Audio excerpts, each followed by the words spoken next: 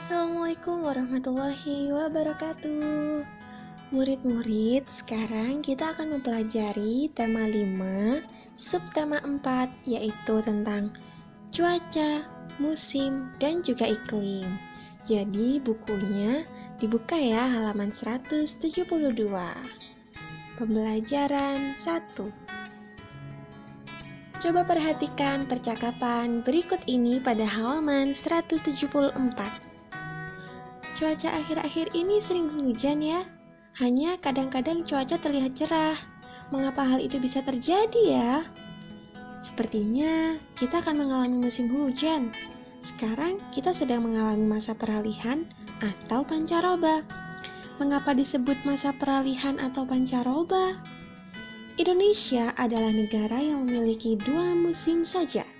Peralihan dari musim kemarau ke musim hujan disebut dengan pancaroba. Mengapa disebut musim? Apa bedanya dengan cuaca? Pertanyaan yang bagus, Dayu. Yuk kita ke perpustakaan sekolah. Di sana bukunya banyak. Kita bisa mendapatkan jawabannya. Saya setuju. Saya juga mau ikut mencari informasi itu.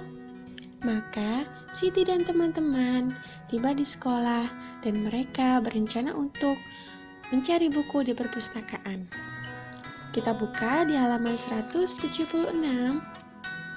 Nah, Denny telah menemukan sebuah buku tentang cuaca, musim, dan juga iklim. Berikut informasi dari buku itu. Iklim, cuaca, dan juga perubahannya. Cuaca merupakan suatu gejala alam. Cuaca dapat terjadi dan berubah dalam waktu singkat. Perubahan cuaca dapat dirasakan dari menit ke menit atau dari jam ke jam. Sementara iklim adalah lamanya keadaan cuaca di suatu daerah tertentu. Iklim biasanya diamati dalam waktu lama dari bulan ke bulan. Iklim menyebabkan adanya musim.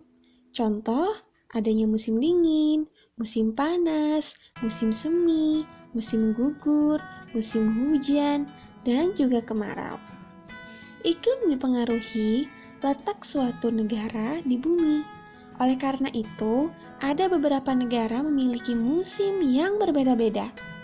Ada negara yang memiliki 4 musim, contohnya negara Jepang. Ada juga yang memiliki 2 musim. Nah, Indonesia terletak di garis khatulistiwa atau ekuator. Iklim di Indonesia disebut iklim tropis dan memiliki 2 musim. Musim hujan terjadi pada bulan Oktober sampai Februari. Musim kemarau terjadi pada bulan Maret sampai September. Nah, selanjutnya dibuka halaman 181. Pada halaman 181 ini kita akan belajar tentang pecahan. Nah, sekarang tolong diperhatikan ya, biar semua murid-murid bisa mengerjakan soalnya dengan baik dan benar. Mula-mula Edo menggunting kain berbentuk lingkaran. Ia mengguntingnya menjadi 3 bagian sama besar. Edo memberikan bagian kain yang pertama untuk Siti.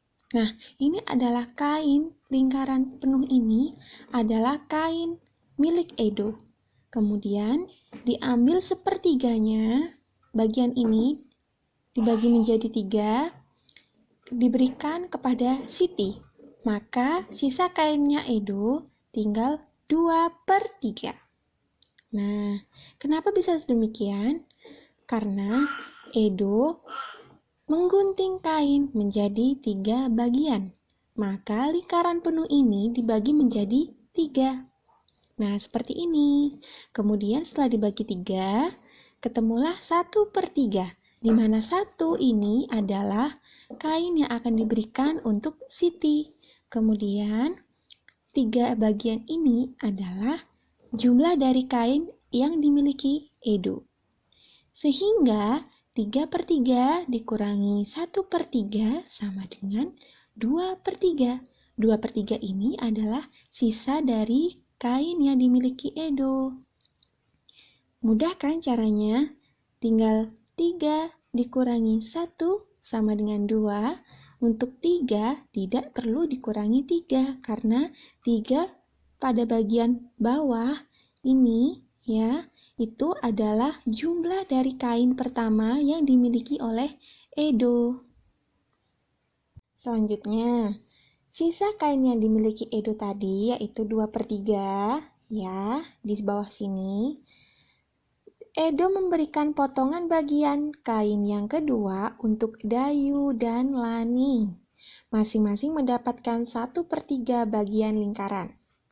2/3 dari kain Edo dikurangi 1/3 sama dengan 1/3. Jadi, sisa kain Edo 2/3 ini tadi dari kain sisa diberikan dari Siti dikurangi 1/3 akan diberikan untuk Dayu dan sisanya yaitu tinggal 1/3 diberikan untuk Lani.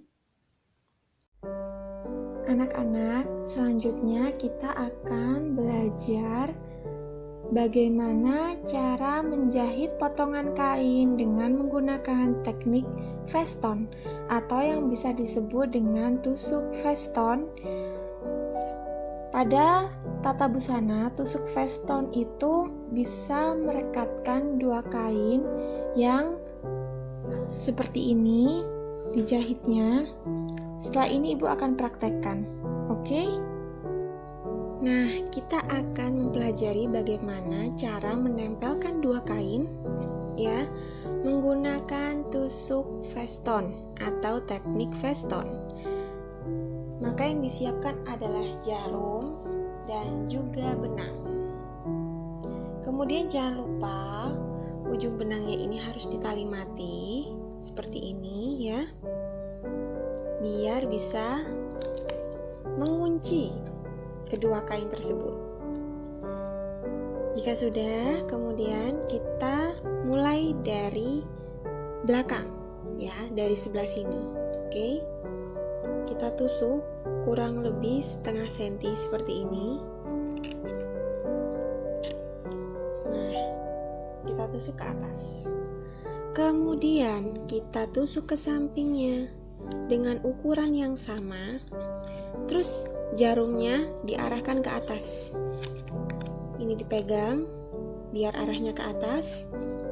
Kemudian benangnya ditaruh di atas jarum ya, benangnya ditaruh di atas jarum seperti ini.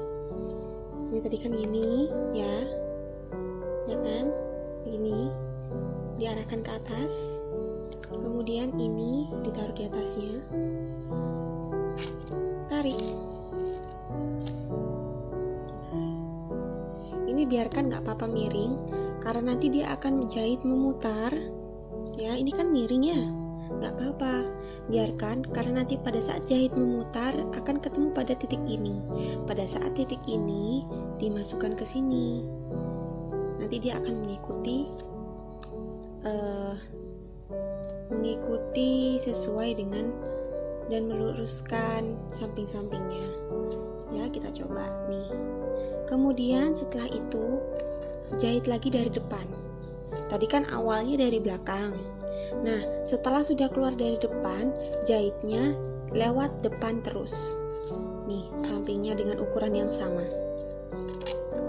Jangan lupa ditaruh ke atas. Jarumnya ke atas, benangnya juga ke atas. Ditarik garis. Nah, lanjut lagi. Dengan ukuran yang sama.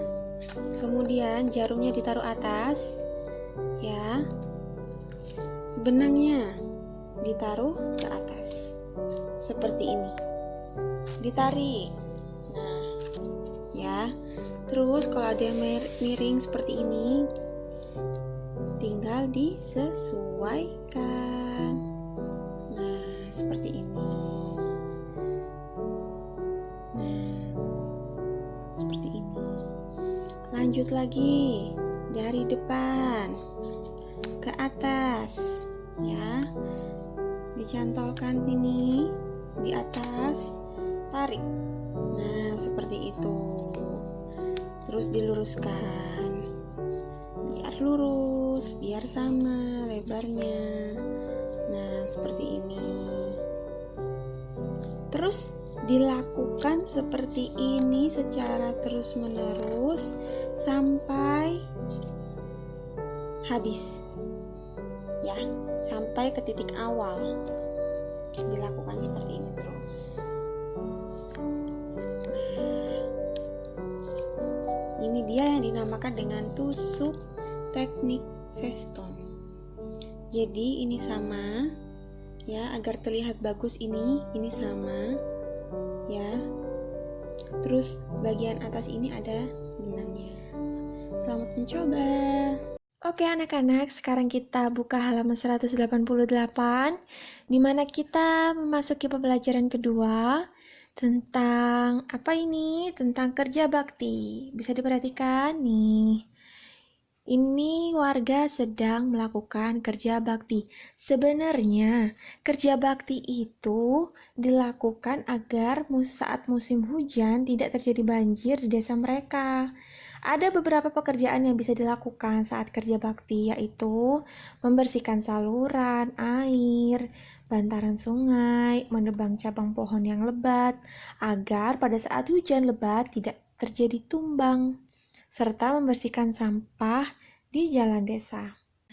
Dengan adanya kerja bakti ini, anak-anak, masyarakat atau warga itu bisa saling kerjasama dan bergotong royong serta hidup rukun untuk menjaga lingkungan di sekitar.